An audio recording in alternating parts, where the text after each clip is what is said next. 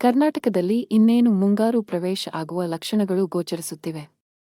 ಈ ವಾರಾಂತ್ಯದೊಳಗೆ ಕರ್ನಾಟಕಕ್ಕೆ ಮುಂಗಾರು ಪ್ರವೇಶಿಸಬಹುದು ಎನ್ನುವ ಮುನ್ಸೂಚನೆ ನಡುವೆ ಪೂರ್ವ ಮುಂಗಾರಿನ ಅಬ್ಬರವು ಜೋರಾಗಿದೆ.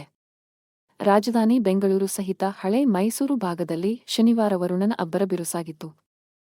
ಹಾಸನ ನಗರ ಮತ್ತು ಜಿಲ್ಲೆಯ ವಿವಿಧೆಡೆ ಗುಡುಗು ಸಹಿತ ಧಾರಾಕಾರ ಮಳೆ ಸುರಿದಿದ್ದು, ಮುಂಗಾರು ಮಳೆ ಆಶಾದಾಯಕವಾಗುವ ಮುನ್ಸೂಚನೆ ನೀಡಿದೆ.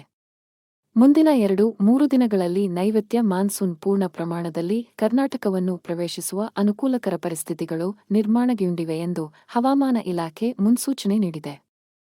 ಜೂನ್ 3ರ ಸೋಮವಾರದಂದು ಬಳ್ಳಾರಿ, ಚಿಕ್ಕಬಳ್ಳಾಪುರ, ಚಿಕ್ಕಮಗಳೂರು, ಚಿತ್ರದುರ್ಗ, ದಾವಣಗೆರೆ, ಕೊಡಗು, ಶಿವಮೊಗ್ಗ, ವಿಜಯನಗರ ಜಿಲ್ಲೆಗಳಲ್ಲಿ ಹೆಚ್ಚಿನ ಬಿರುಗಾಳಿ ಸಹಿತ ಸಾಧಾರಣ ಮಳೆ ಗುಡುಗು ಸಹಿತ ಸುರಿಯಲಿದೆ.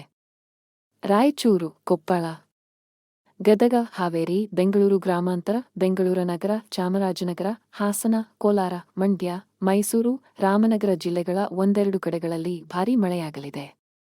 ತುಮಕೂರು, ದಕ್ಷಿಣ ಕನ್ನಡ, ಉಡುಪಿ, ಉತ್ತರ ಕನ್ನಡ ಜಿಲ್ಲೆಗಳ ಒಂದೆರಡು ಕಡೆಗಳಲ್ಲಿ ಭಾರೀ ಮಳೆ ಗುಡುಗು ಸಹಿತ ಆಗಬಹುದು ಎನ್ನುವ ಮುನ್ಸೂಚನೆಯನ್ನು ನೀಡಲಾಗಿದೆ.